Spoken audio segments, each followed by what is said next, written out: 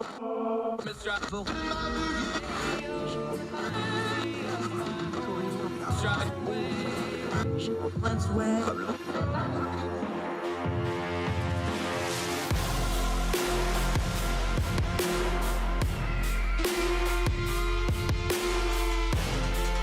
your host, Andrew Donaldson. This is Heard Tell.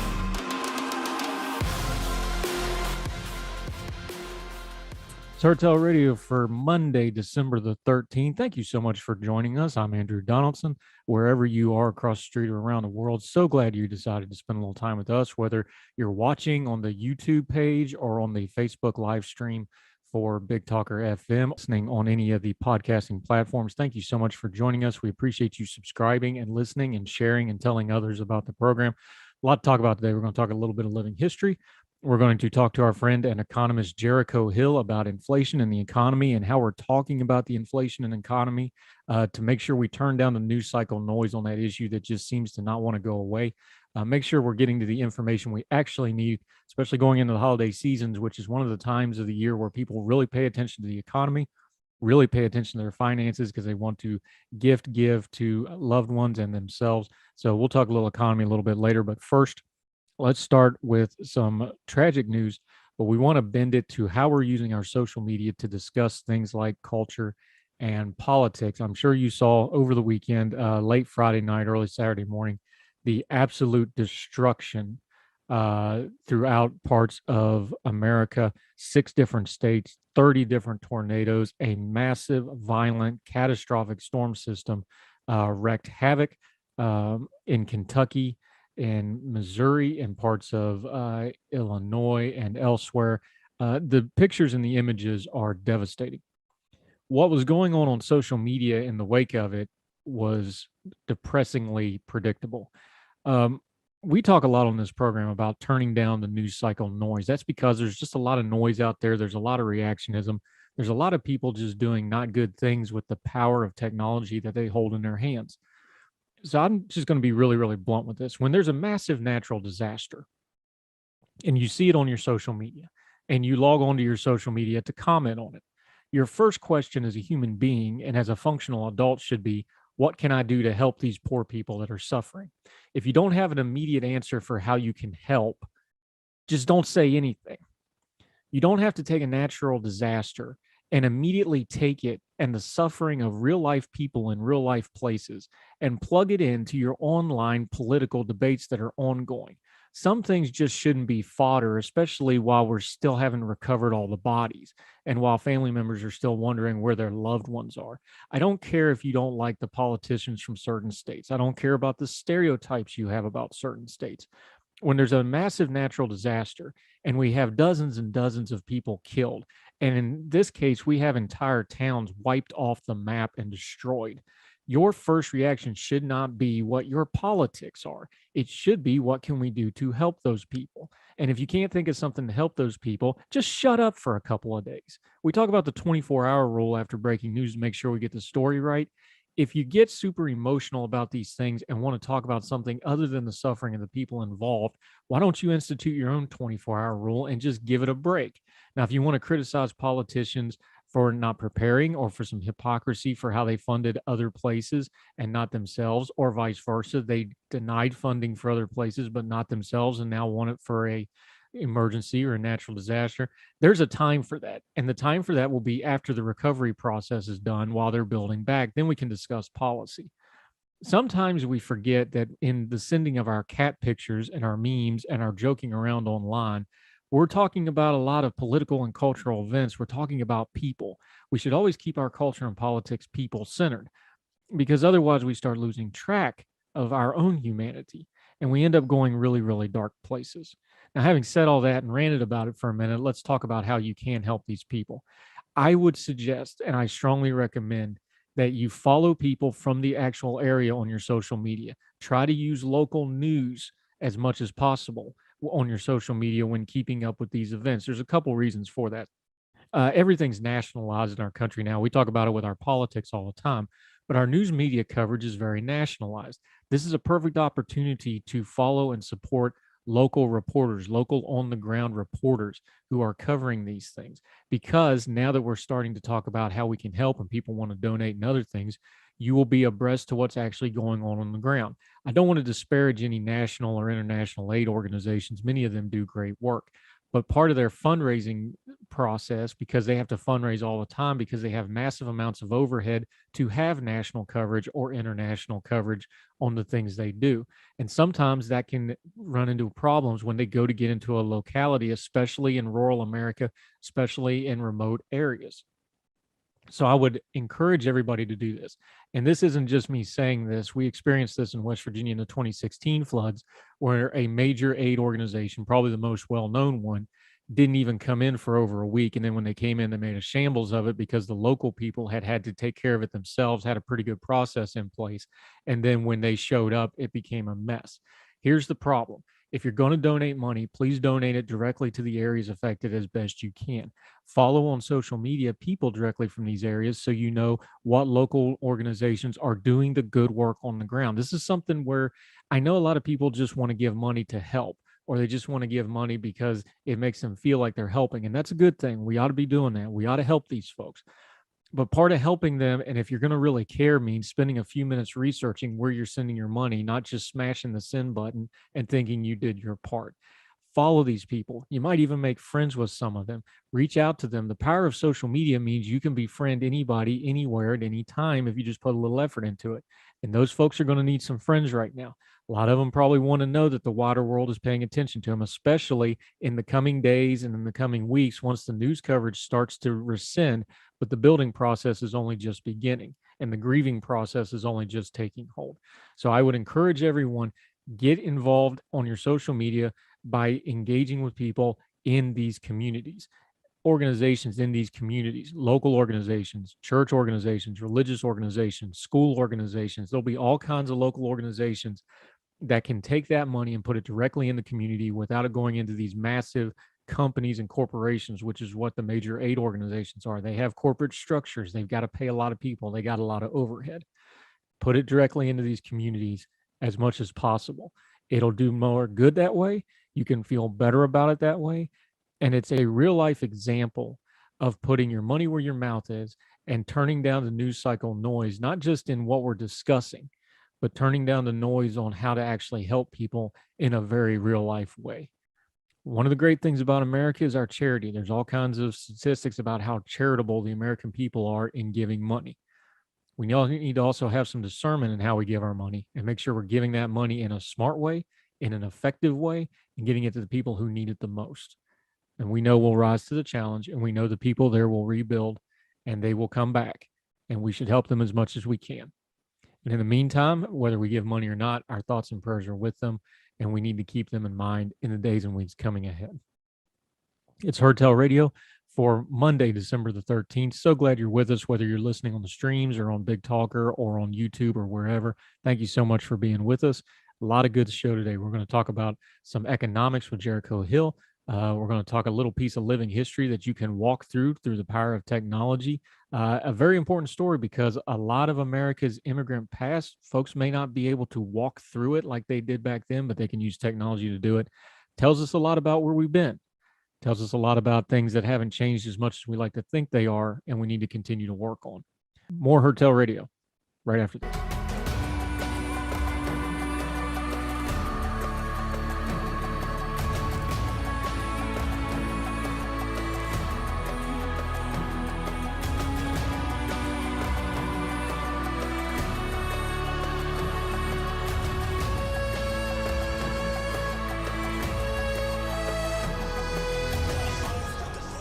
Welcome back to Heard Tell Radio. I'm Andrew Donaldson. Thank you for joining us. The year of our Lord 2021 is almost over.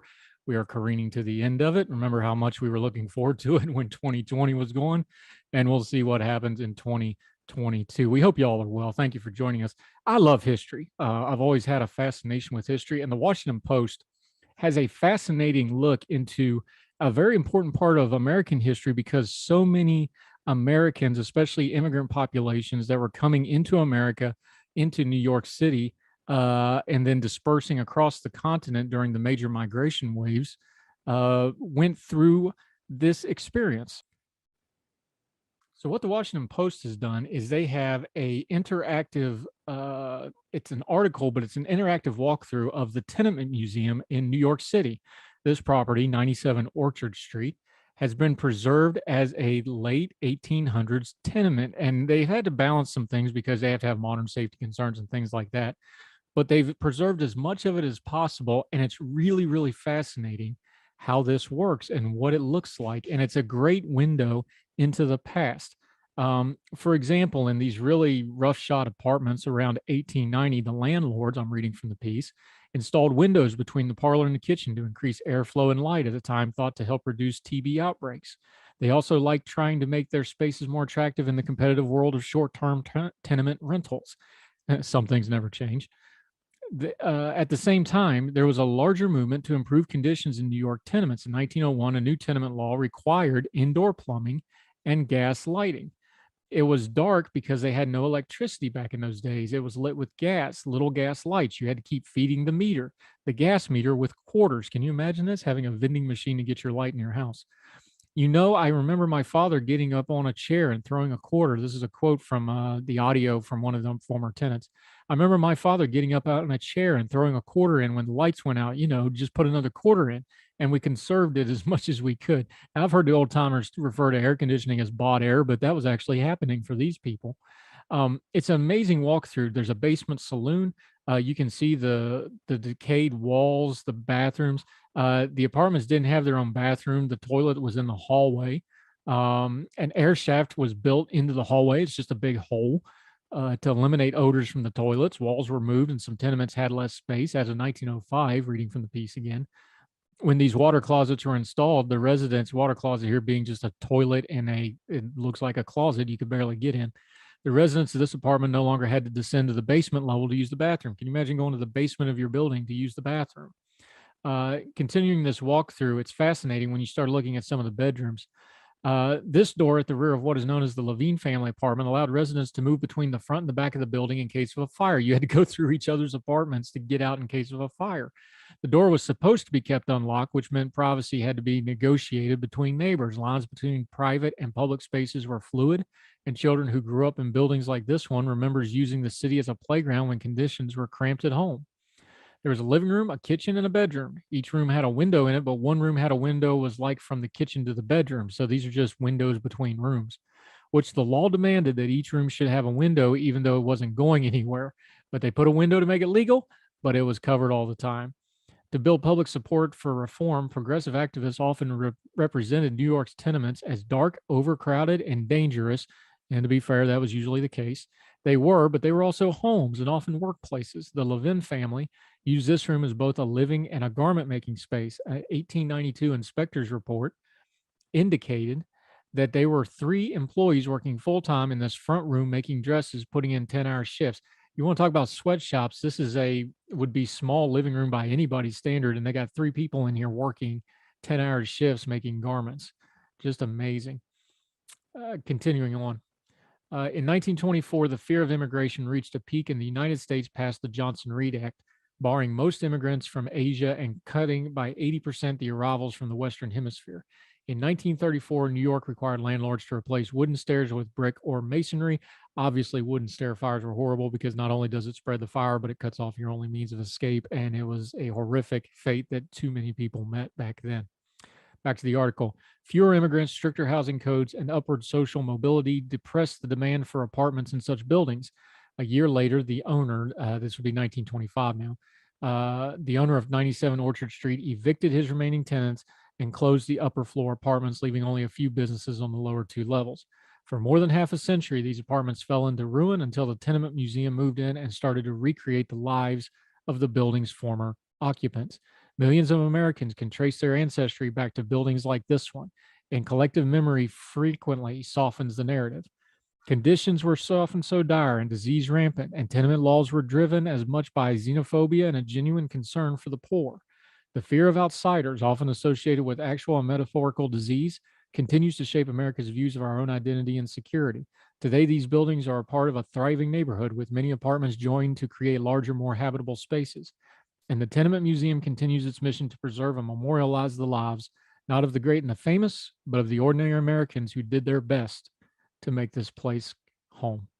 I often wondered, being a West Virginia, Appalachia was heavily settled by immigrants, heavily Scott-Irish folks that came down.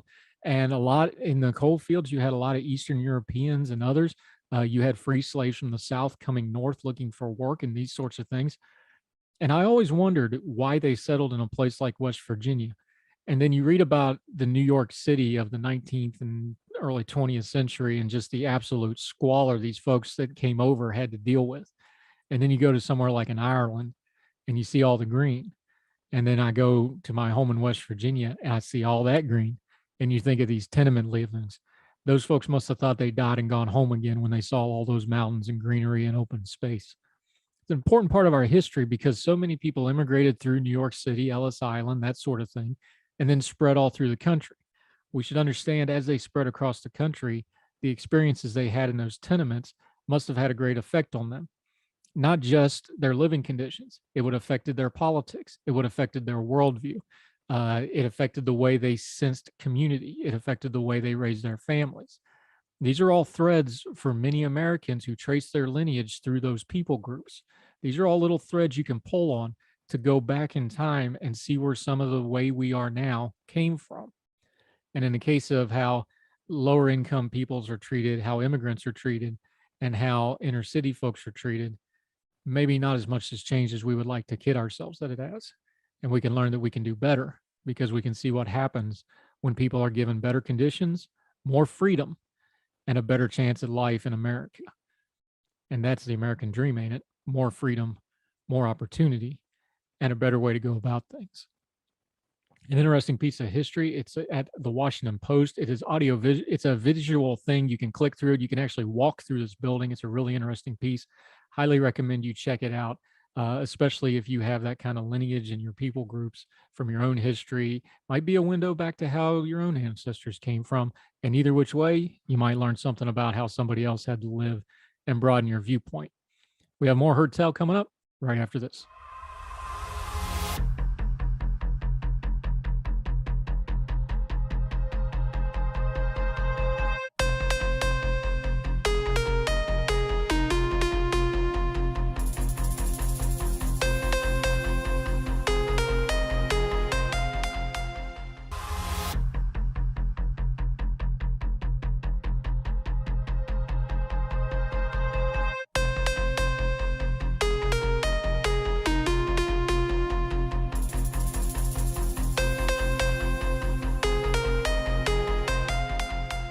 Radio, and I get to talk to a good friend. He's a contributor at ordinary-times.com. He is a government economist, and he is also a pro wrestling aficionado, which he has written on before. But how are you, my friend, Jericho Hill? Hey, Andrew, how's it going? I'm doing quite well. My daughter's gone down for her little nap, so we're all ready to do this. I think all economists should have to have toddlers around when they're working. I think it would keep them invested in the world in a real way beyond just numbers and such. Would that be something they should add? Like they say all leaders should have to do customer service. Maybe all economists should have to deal with toddlers at some point. What do you think? Everybody needs a toddler and a dog. A toddler. Well, a lot of people get the dog before they get the toddler as practice. I don't know how well that works. But certainly, I'm much more exposed to certain real world items, things, with having a kiddo around. Like for instance, just this past Thursday, my kid's daycare shut down for the first time in the whole COVID pandemic, not due to COVID, but because the heater broke. Yeah. So those are the little things that lots of people go through that we never see in the data. I'd say it's nice to experience it, but speaking of data, I think a lot of this, let's talk inflation for a second. I think part of this problem, and you explain to me because you is one and I'm not, is part of the problem here that a lay person like me, inflation, we're kind of in social media just using inflation, meaning things are more expensive in general. But to you, to an economist, inflation is a very specific thing. It's a metric, it's a terminology. Is that part of the problem here is we're just talking about two different things a lot of the times because inflation means something really specific to you, but in the social media and the news media realm, we're talking about inflation to mean everything's more expensive in general. So, that's certainly one measure of inflation. When I think about it, I think about like, is it is it a cost push inflation? Is it demand pull inflation? So there's different sort of buckets in which we could put inflation into. So what is the price rise being driven by? And so if you're a policymaker, right, you'd want to know what was causing inflation to go, because that should tell you what you should do as policy in response to it, right? And as a layperson, as a voter, right, I think it would be helpful for someone to know this is inflation that our political powers that be have some control over. And this is inflation that really, it doesn't matter which color the White House is, it was coming regardless. What's the easier way to explain it? Because I know we talked about in the pandemic, I've had you on the podcast before, we talk about a supply side inflation thing, that's supply chain. People just can't get stuff. There's a scarcity element to it. Where's the line here where all the things the government's been trying to do with COVID response, with policy response, with all the stimulus stuff, is there a delineated line or something that the lay folks like me that don't really understand economics that much should be paying attention to? Like, hey, we had one problem, but because of our reaction to the last problem or the current problem, here's where we're going to start having another problem. Is there something like that you're watching on that we can kind of start watching for, or are you concerned at all about that? Well, what I've been watching in the inflation data was what's going on with the two biggest contributors. And the two biggest contributors have been gas and used cars. And both of those items, basically, they account for about 50%, give or take a few points, of overall the inflation statistic that you hear cited. So 6.8%, they're accounting for about 3.4% of that right now. They're huge. They've been increasing like crazy. Gasoline's risen 58%. How much do our politicians control the price of gasoline? I would argue not much. How much do we control for the price of used cars, which is really in part because the economy shut down, people didn't drive as much, there's been less used cars getting onto the market. There's been other issues with that supply chain. So I would say, when I think about trying to piece into this data, I think that about half of it is from easily documented issues with the supply chain. Now, I don't want to act like the amount of spending that we are seeing, the fact that we had so many COVID checks, the fact that we've had a child tax credit, the fact that we did mortgage forbearance and we've done other things, didn't have an effect of putting cash into people's wallets as well. And of course, more cash chasing after the same amount of goods or even less goods, because guess what? All the goods are clogged at the ports or over in Asia because they can't even get ships to ship from Asia because they can't get their workers vaccinated, so their ships are shutting down, right? Which we can't control.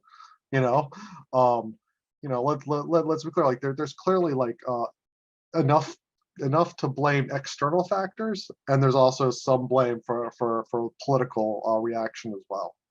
Jericho Hill joining us on Herdtail Radio. Setting the politics aside for just a second, we saw back during the COVID pandemic where you have things like panic buying, when you saw, the now infamous and joked about toilet paper run where, people just basically wiped out the replenishment systems for 10 days or whatever. Really, though, the only two times people really pay attention to the economy is when there's a massive shortage, like the toilet paper thing, and the holidays. We're getting ready to come into the holidays. This is the one time of the year where everybody's running economy stories. This is just kind of the time of the year the layperson pays attention to economics. What is it you're feeling of this economic holiday season? And I don't just mean the shopping part of it, and because they always want to talk about retail sales, but what's your overall feeling? Because you talked about like gas and used cars. Your car and your gas, that's a huge expenditure for most households. What's your impression of what this holiday season is going to look like economically? Because that kind of sets the tone for the next quarter most years. Well, I didn't even talk about housing, because we know that there's a lot of housing markets as well that have been shooting up in price. Although overall, the housing price cost rise has not been that much more than what we'd expect in normal times. Clearly, in some markets, it's been quite substantial, and folks who rent are seeing their rents go up by double digits in some markets. So, I don't want to just ignore that side of the story too. But look, gas is. Let's think about purchases that we make every day, and that is what is recognizable and cognizable to the average person. And yeah, they're they're seeing those go up. So, they're probably, I would imagine if I drove a lot, I would be, very concerned about the price of gas, as well. I'm one of the fortunate folks that, gets to work from home pretty much all the time, and my grocery store is 3 blocks away, so I don't really drive that much. So in terms of like what we're expecting for like the holiday season, now I'm not a holiday economist by any stretch of the imagination, but if I read the data that's seen reported, it looks like online sales and sort of deliveries through your Amazons, UPS, FedEx is going to do pretty well. The question is, does the gas price change? Does that impact folks' travel plans? And does that keep families from being able to be together as much as they want to? That would be pretty salient, I think, on voters' minds. And I get what's going on. At the political level, and I wanted to pivot to this. As an economist, I look at what's going on with inflation, and I think a year out, 2 years out, and I sort of have ideas of where that's going, and I'm happy to talk about that. A politician, if they're looking further out than November 2022, they're not a very good politician. And in fact, they're not a very good politician if they're not looking further out than their next primary election. And that's their incentive. And we should note that there is that tension in economic policy, right, where the economists were thinking what's going on in the long run and how do we plan for that accordingly.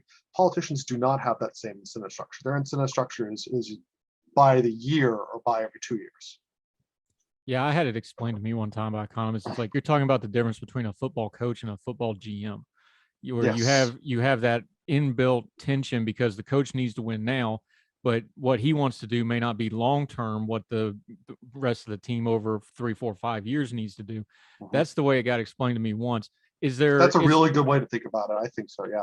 Yeah. Is there a way to explain for us that try to watch this in the news? Because the news cycle that we have now is always reactionary. It's almost ingrained now that every time we have economic news, unexpectedly, no matter what it is. Actually, I think the funny thing is, I think today the inflation report, the CPI, actually came in almost right at expectations, and that was unexpected. See, it just works for everything. But just for people like me, that you have to explain this stuff to me like I'm 5 years old. Where can we get that information? Because like you said, the economy and politics are two parallel things, but they're not running at the same speed. So how do we get ahead of the news a little bit and stay abreast of politics when you have a news cycle going one speed and then what's actually going on in economics running at a different speed, but they're parallel and they do intersect a lot? So a really good way I would say to you is one, you can read, if you're so inclined, you can read the BLS CPI report when it comes out, like the one that came out this morning. It's actually not that bad in terms of language. It's fairly easy to track. I mean, it says the energy index rose 33% over the last 12 months. I think we all understand what that means. And you don't need to be an economist with a fancy degree to figure that out. So you can get a lot of that information, sort of just right from the report, and it's very in clear language. Now, if you want to know how economists are thinking long term, look, a great source that I would say is Bloomberg runs a survey that comes out about once a quarter, and it has essentially economists' expectations of inflation and industry, analysts' expectations of inflation. And so you can sort of see like what's going on. So for instance, I'm looking at this Bloomberg report from a couple of weeks ago, and we've seen that close term inflation over the next quarter or two, as they've done these surveys, has been trending upward. So we've been expecting more and more and more inflation. And a lot of that is because of supply chain issues with respect to Delta and causing havoc. And other parts of it is going to be people spending more money now that we're getting closer and closer to holiday season, and people spending more money because they're going out and they're seeing their family. We've been cooped up for a long time. It's a lot to ask from a social creature to stay cooped up, and people are going to spend, and I get that. But then if we look at next year, we look at quarter two, quarter three, the expectations have not been shifting that much. And we're still looking at, low threes, high twos is what the expectation that will be at around Labor Day. We're talking economics and the economy with economist Jericho Hill, our friend. He's a contributor to ordinary-times.com. More Heard Tell Radio and more conversation with him right after this.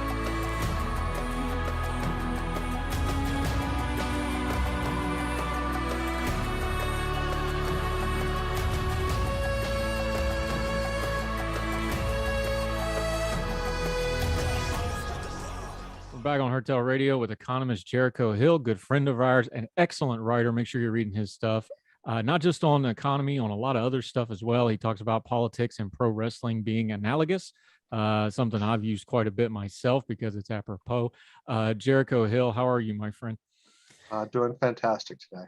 Thanks for sticking with us. More than happy to. I want to ask you, because we're talking economics, the thing that just seems to be breaking people's minds when they try to dig into this is we have kind of a unique situation where we have a low unemployment figure, which is usually considered to be a really good thing. Yeah. But all people keep hearing about is a labor shortage. This just does not make sense to people. It doesn't make sense to economists in a lot of ways as well, from what they've been saying. How do we navigate that? Because it's kind of a unique thing. Doesn't seem like it's happened a lot, but it just seems to be a reality that both of those things are true, even though everything we've kind of been brought to bear to understand is they really shouldn't be, but they are. So let's back up a little bit. You're talking about the unemployment rate, and one there's a lot of different kinds of unemployment, and the one that Right. is There's always like talked 20, about what is is it, called like 20 different ones in the so actual many different ones. unemployment rate? So everybody says U3, and that's Right. the general unemployment rate that's reported out by the government and whatnot, and that's the one we use. There's also something that we consider sort of the labor force participation rate. That's how many people that would be considered part of the labor force. That's like your 18 to 62 or 64, I can't remember the number, that we have available that could be working. And there's also the employment to population ratio. And we sort of watch these metrics because they tell us different things.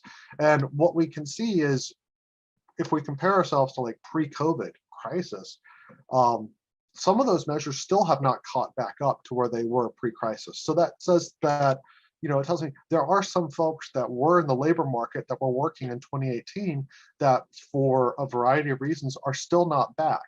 Now, it could be because these folks are deciding that they don't want to work their retail job for the crappy pay, and they're demanding higher wages and higher benefits. And so they're sitting on the sidelines and they're able to afford to do that. It could be that you had some workers who were 60 years old and decided that COVID was enough, and they wanted to enjoy their years they had remaining and not keep working, and so they left before we would expect them to. So there's a lot of things to unpack there, but I think we could say this is a reason that we maybe don't want to worry about it. But I think that in general, those measures tell us that there's still a decent chunk of folks that are sitting on the sidelines who could work, who are making a decision not to work. Now, how do you coax those folks back to come and work? That's a policymaker's job. I'm an economist, so I would read into that, and so like I think you can simultaneously have low unemployment, which excludes people who are not actively looking for work. That's that employment metric that we always hear about, right? While having a labor shortage, because those people would not be counted as unemployed per that unemployment survey, right? But you would see that in the employment population ratio as those folks would have disappeared. That makes sense. Jericho Hill joining us on Hertel Radio. Since you brought it up, let me just ask you, because you do live in a world that is data driven, it's analysis driven, it's a metric driven thing. God, I hope so. We keep us too. We keep talking about pre-COVID. At what point does the data sets have to just reset and go, okay, things have settled down, we're post-COVID now, this is the new reality? Is that 3 years, 5 years? When you're an economist and you're setting, because economists, you guys work off models a lot, you work off projections. When is it that we just go, okay, and I know COVID's not over yet, but when is it that you're just going to have to be like, all right, pre-COVID was pre-COVID and that's not coming back, this is the new normal? Well, I don't think pre-COVID is coming back. I mean, for starters, I think you have a significant chunk of the white collar workforce that will be working mainly from home going forward, and that's been a change. I think that you're going to see companies, and this is a really good link that I was watching on CNBC about warehousing and the amount of building and construction of warehouses in the U.S. to handle supply chain logistics has been going gangbusters over the last 2 or 3 years, and companies are leasing out these buildings before they're even constructed. So when I think about that, I think the model of how we got our goods before, which was just in time, had almost no resiliency in the face of a global economic shutdown caused by a virus. So I suspect that we'll move possibly from a just-in-time system over a couple of years to a just-in-case system. Well, there'll be some redundancy and some ability to handle a crisis of sorts that would happen to keep goods moving. That portends probably the construction of a lot more warehouses and a lot possibly more rural areas. Think of a rural area wedged in between two cities. Think of the border of Georgia and Alabama on I-20. That you can have a supply chain hub there with warehouses to serve both cities. So I think you'll see that happen over the next couple of years, and you'll see the supply chain change and how it's going and how businesses are going to plan for these things, because I think folks were fooling themselves that we can have a lot of folks living very close to each other and also close to animals and not have virus transmission. And finally, one broke through to the extent that one hadn't before. We've seen scary outbreaks of Ebola in Africa, and the unfortunate thing for the folks in Africa was the Ebola was exceedingly deadly. The fortunate thing for the rest of the world was it was so deadly it prevented transmission. But finally we got something that sort of was transmittable enough and killed enough that it caused the world to shut down for a while, and still dealing with that ramification. Yeah. What is it that you think? Because I think one of the things that really is going to come out of this COVID thing is, do you get a sense that awareness of how economics works more? I'm more of a transportation guy with my background, so it's been a lot of fun because now I get to talk supply chain and transportation, which nobody really cared about until all of a sudden now they all care about it and want to talk about it. Your time is now, buddy. Yeah, it's like all of a sudden I can talk about transitory warehousing and fun stuff like that. But the point is, do you see that we're getting more awareness of economics and more awareness of things like the supply chain in a healthy way? Are people more interested in economics? What's your feel of it? Because I know you've got friends and family that know you're the economist guy, so they're probably hitting you up with, hey, why's gas prices high, or whatever the case may be. Do you feel like we may be getting more awareness out of this, or do you think people are just digging in on what they already thought and not really growing from this experience any? I mean, my operating principle when I think about how folks adjust to new beliefs in the economy is that we forget the last crisis. After a while, we forget the lessons that we've learned, and we repeat the mistakes at some point. So I think right now we're all hyper vigilant. We're clearly, everybody's more aware about the supply chain. That's a word that now everybody knows. 10 years from now, I think it'll be a new word. I hate to be a little depressing, but let's I think that Patrick Chovanec, which is someone who I follow on Twitter, basically he was talking about, like, look, we're watching our politicians in some ways react to this crisis as if it was a crisis from a couple of years ago. And I want to make sure, like, I'm not like trying to throw blame on one party or the other, but let's just look at the Republican line right now, which is about this crazy hyperinflation. Okay, our parents dealt with crazy hyperinflation, right? That was double-digit inflation during the latter part of the Ford and Carter years and a little bit of Reagan, right?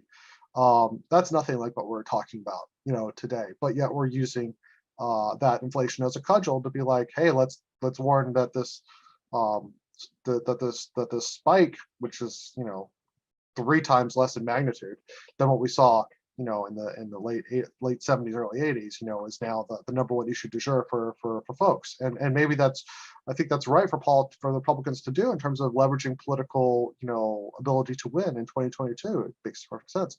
But is the policy prescription that we need to have to fight inflation the same thing that we had fight inflation with Volcker in back then?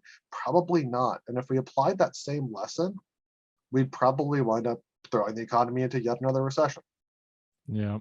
So I'm just glad that we have an adult in charge of the Federal Reserve. Yeah, which is Jerome Powell, who's going to be sticking around pending Congress not losing their mind and approving him. One quick more question. This is a little more political, but since you talked about Republicans, Joe Biden is in the White House. Democrats nominally have control of Congress. I understand it's a split Senate. Do they have a messaging problem on the economy? Because I understand what you're saying about it's a spike, but it's 3 times less than the 70s, and it's not that. I don't think the president and his team and his comms team going, oh no, the economy is actually great when people are noticing things like the used car prices, like higher fuel prices. This seems like a very bad strategy to me because it does 2 things that you never want to do. Is one, it doesn't mesh with reality for people, and 2 is it comes across as condescending. But does that feel like it to you as the economist? Does the White House have a messaging problem on the economy right now? I think they do. I think their message is tone deaf. Tone deaf. I would agree with that. I think, it's one thing to say, yeah, inflation is fairly high right now for lots of reasons. A lot of these reasons are outside of our control that we can't do anything about, and we're working really, really hard to, do what we can. But here's A, B, and C that we gotta see happen before this resolves. And to say that you can't really do a lot about it. Oh, we're going to release some of our strategic reserve of petroleum. That won't really do much except a couple of cents at the gas pump. So like what they seem to not acknowledge sort of the pain. They also have done a very poor job of messaging what they have accomplished. There was a day or two ago, there was an image of Joe Manchin walking around with a note card with all the things the Democrats have done. And the average voter has no idea that those things have been done and that they were good because they have done a very good job of selling their victories. They have not done a good job of selling their victories.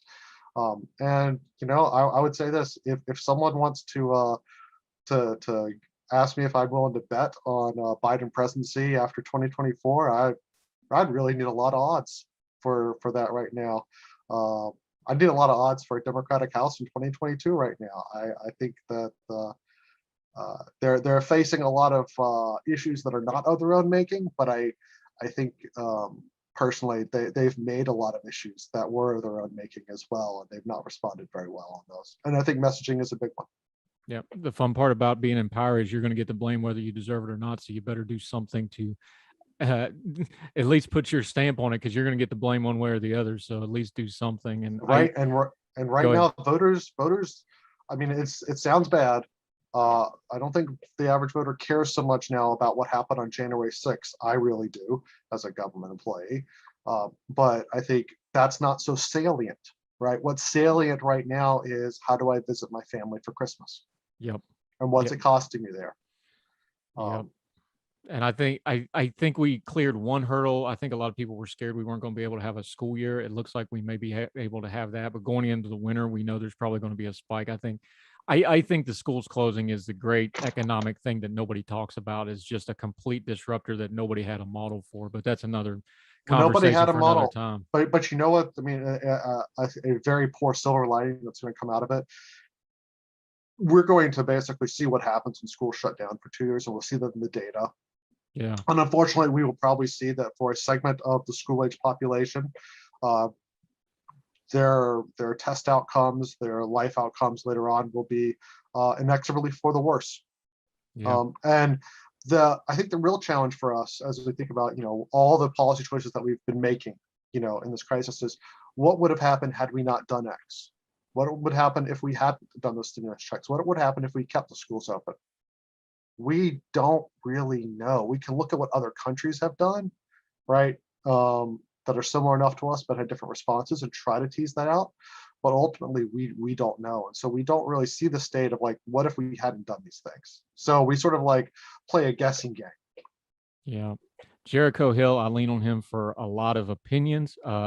Some other time we will bring him on and he can do his rant about the current state of professional wrestling. And all his opinions are his and his alone, and not his employers. But do let the folks know where they can find you, because you're a great follower and you're a very talented writer, and we're proud to have you at ordinary-times.com. Let people know where they can find you, my friend. You can find me on Ordinary Times, and you can find me on Twitter under the handle Motoeconomist. That's Moto, CONOMIST, Motoeconomist. You're an economist, not a speller, dang it. Yes, but I'm also an economist that rides a motorcycle, so maybe not risk averse as much as I should be. Jericho Hill, great stuff, sir. Thank you for joining us on Heard Tell Radio today. Have a great Andrew. Thank you, sir.